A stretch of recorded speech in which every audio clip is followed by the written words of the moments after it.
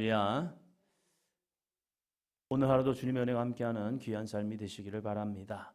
신명기 출애굽기부터 시작해서 이 민수기까지 진행이 되면서 달려왔던 이 길, 믿음의 길, 그리고 광야의 여정, 그 속에서 함께 하셨고 하나님이 말씀하셨고 하나님이 거룩한 능력을 보였던 이 길을 신명기에서 거듭 새롭게 말하는 것이 아니라 중요했던 부분을 거듭 이야기하면서 우리에게 복과 저주를 이 모세는 설교하고 있습니다.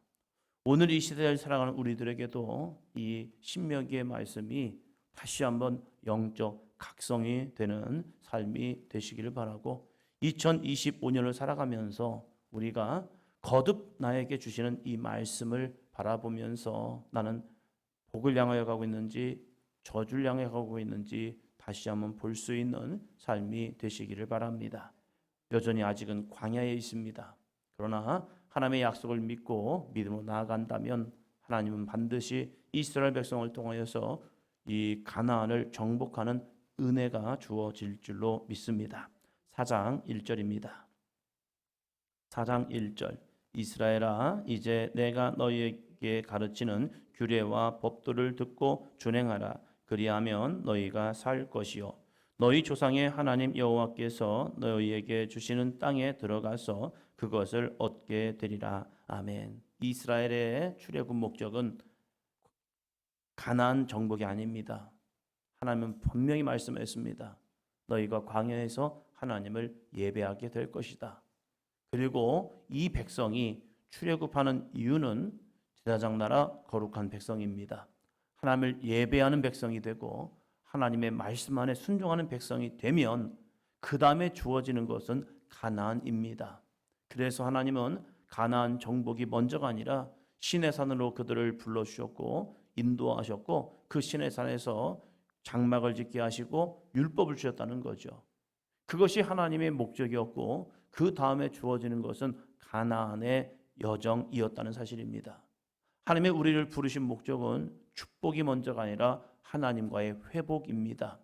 하나님과의 회복이 되면 그 복은 반드시 이루어집니다. 그것은 복의 근원 하나님을 내가 붙들었기 때문입니다. 복 되신 하나님 안에서 내가 거하기 때문입니다. 마치 어두운 밤에 교회를 와서 교회에 불을 켜면 그 교회 안에서 우리의 삶은 빛된 삶을 살 수 있습니다.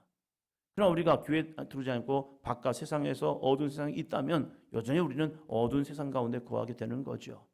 복되신 하나님을 붙드는 순간, 그 안에 거하는 순간 우리는 자연스럽게 복 있는 인생이 됩니다. 그래서 예수님께서도 너희가 내 안에, 내가 너희 안에 거하면 무엇이든 원하는 대로 구하라. 그리하면 이루리라. 그리하면 이루리가 먼저가 아니라 너희가 내 안에, 내 말이 너희 안에 거하도록 하라는 거죠. 하나님께서 이스라엘 백성들에게 말씀하시는 것은 내가 너희에게 가르치는 규례와 법도를 듣고 준행하라. 이 규례와 법도를 듣고 준행하라. 그리하면 너희에게 주시는 땅에 들어가서 그것을 얻게 되리라. 우리는 후반부의 부분을 굉장히 중요하게 여깁니다. 하나님이 중요하게 여기는 것은 앞부분입니다. 선행의 모습이 되지 아니하면 뒤에는 이어지지 않습니다. 우리는 그러나 대부분이, 많은 부분이 뒷부분을 좋아하지 앞부분은 부담스러워하고 있다는 겁니다. 그러나 우리가 규례와 법도를 듣고 준행해야 할 이유는 하나님이 그 뒤를 해결해 주시기 때문입니다. 예수님께서도 마찬가지죠. 구약과 신약은 연결이 됩니다. 예수님도 뭐라고 말합니까? 너희는 먼저 그의 나라와 그의 의를 구하라. 그러면 이 모든 것을 너에게 더하여 주실 것이다. 그 뒤에 있는 것을 바라보지 말고 먼저 하나님의 약속의 말씀을 믿고 나아가. 그러면 이 모든 것을 너에게 더해 주셔 라고 말합니다. 그래서 이 광야에서 40년 동안 산 자가 있고 죽은 자가 있습니다. 산자는 누구입니까? 4절이요. 오직 너희의 하나님 여호와께부터 떠나지 않은 너희는 오늘까지 다 생존하였느니라. 오직 너희의 하나님 여호와께 붙어 떠나지 않은 너희는, 하나님의 말씀에 순종하여 나아간 너희는 살았고 생존하였고 지금까지 하나님과 동행하는 삶을 삽니다. 그러나 하나님의 말씀을 믿지 아니하고 상황과 형편과 여건과 주어지는 환경 속에서 원망하고 불평했던 그들은 다 죽었다는 거죠. 지금 40년의 시간을 되돌아보니까 이것이 경험이요 데이터인 거예요. 그래서 이것을 이스라엘 백성들에게 다시 말씀하시면서 너희들 봐. 너희 부모 세대 그래서 죽었잖아. 그러면 이제는 우리가 어떻게 살 것이냐를 이 모세는 이스라엘 백성들에게 제시하고 있다는 겁니다. 9절 봅니다. 오직 너는 스스로 삼가며 내 마음을 힘써 지키라. 그리하여 내가 눈으로 본 그 일을 잊어버리지 말라. 내가 생존하는 날 동안에 그 일들이 내 마음에서 떠나지 않도록 조심하라. 너는 그 일들을 내 아들들과 내 손자들에게 알게 하라. 아멘. 오직 너는 스스로 삼가며 스스로 너의 모습을 보지 않겠니? 지금 우리들의 이 관여 40년의 여정을 되돌아보지 않겠니? 이 여정 속에서 어떻게 하나님이 우리와 함께 하신 것을 뭐라고 말합니까? 내 마음을 힘써 지키라. 그리하여 내 눈으로 본 그 일을 잊어버리지 말라. 다 알죠. 다 경험해봤죠. 신앙생활 10년, 20년 해보면요. 우리가 어떻게 하나님의 응답을 받는 것인가를 알고 어떻게 믿음의 길을 가야 하는 것도 다 압니다. 모르는 게 아니죠. 그런데 그게 내 마음 한켠에 세상을 붙드는 순간 하나님의 말씀이 부담스러워지고 그렇지 아니해도 될 것 같아요. 시선이 세상으로 보여지기 때문입니다. 그러나 이 신명기 말씀을 통하여 모세는 세상을 향한 시선을 하나님을 향한 시선으로 계속 돌리고 있다는 거예요. 그러면서 복과 저주를 거듭 이야기하면서 어찌면 이 신명기 말씀은 좀 지루하리만큼 계속 그 말씀을 반복합니다. 했던 말씀을 또 적용하고 또 적용하고 또 적용하면서 지금 뭐 보고 있어요? 뭘 보고 있어요? 하면서 이 설교의 말씀을 통하여 거듭 이야기하고 있다는 겁니다. 내가 생존하는 날 동안에 그 일들이 내 마음에서 떠나지 않도록 조심하라. 우리가 살아있는 동안 이 일들이 주님의 거룩한 은혜와 능력과 이 주님의 인도하심을 내 마음에서 떠나지 않도록 조심하라. 오늘까지 인도하신 하나님의 은혜, 앞으로 인도하실 하나님의 은혜를 잊어버리지 말고 그 주님을 붙드는 저와 여러분이 되기를 주의 이름으로 축원합니다. 그러면서 또 뭐라고 말합니까? 너는 그 일들을 내 아들들과 내 손자들에게 알게 하라. 그 은혜를, 그 믿음의 고백을 계속 자녀들에게, 자손들에게 계속 주지시키라는 거예요.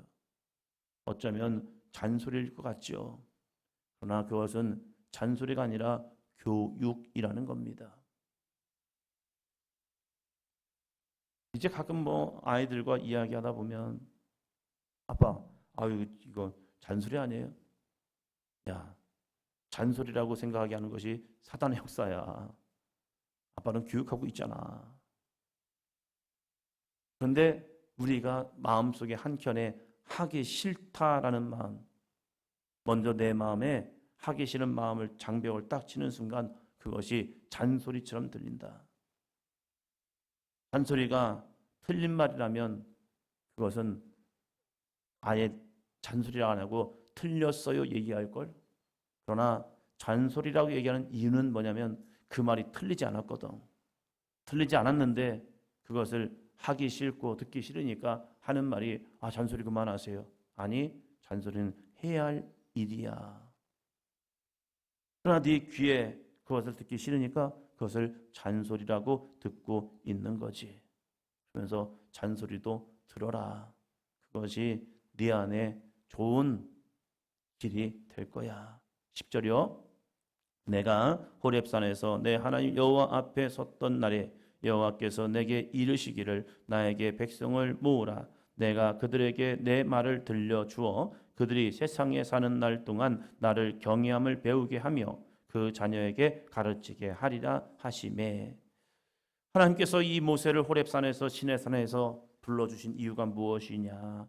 내가 그들에게 내 말을 들려주어, 하나님의 말씀을 들려주어 그들이 세상에 사는 날 동안에, 그들이 호흡 있는 동안에, 생명 있는 동안에 해야 할 것은 무엇입니까? 여호와 하나님을 경외함을 배우게 하기 위해서입니다. 그리고 그 자녀에게 가르치게 하리라 말씀합니다. 신앙은요, 여호와를 경외하는 겁니다. 복 받는 게 아니에요. 여호와를 경외하는 것을 배우는 겁니다. 경외하는 것은 두렵고 떨림입니다. 우리의 자녀들이 하나님 앞에 나와서 두렵고 떨리며, 저는 아이들이 막 뛰어노는 거, 예배당에 와서 막 열심히 노는 거, 이걸 보면요 저를 너무 잘 보는 것 같아요. 제가 그랬는데 그런데 제가 이 교회에서 막 놀고 장난치고 개구쟁이 짓 하다가 확 변한 사건이 하나가 있습니다. 그 변한 사건은 정말로 제 인생 속에서 잊지 못할 사건이에요. 정말로 천사 같은 우리 선배 목사님한테, 그때는 신학교를 다녔고 군대를 다녀왔어요. 그 목사님이 저보다 10년 선배, 그 선배 목사님이 신학교를 다닐 때에 얼마나 제가 개구쟁이 짓을 했는지 갑자기 저하고 밑에 1년 후배하고 저를 부르더니 엎드리라고 하더라고요. 진짜 천사 같은 분인데 엎드려서 강목으로 맞았습니다. 맞으면서 교회에서 이럴 수가 있나? 이렇게 생각을 했어요. 교회에서 이럴 수가 있나? 저한테 그런 분은 없었거든요. 근데 그 엎드려서 맞으면서 생각을 해봤어요. 왜 맞지? 그러면서 깨달은 게 있어요. 교회에서는 이러면 안 되는구나.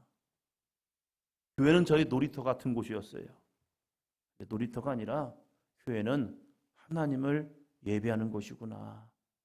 그때부터 제가 정신을 차리고 하나님을 예배했어요. 우리에게 있어서 이 예배당은 어떠한 곳일까? 나의 안식처, 나의 피난처 될 수도 있죠. 그러나 이 예배당은요, 우리가 사는 날 동안에 여호와를 경외함을 배우는 곳입니다. 하나님을 더욱 사랑하는 곳이요. 그리고 이것을 그 자녀에게 가르치는 곳입니다. 하나님 앞에 나와 예배를 배우고 하나님을 어떻게 섬기고 봉사하며 나의 삶에 어떠한 헌신과 충성을 하며 나의 귀한 가진 재물을 어떻게 하나님께 예배로 제사로 드려지느냐, 그 모습을 통하여 하나님 경외하는 것을 배운다면 그들이 세상 어느 곳에 흩어진다 할지라도 그 속에서 하나님의 거룩한 은혜와 복을 증거할 수 있는 아름다운 믿음의 삶이 될 줄로 믿습니다. 기도합니다.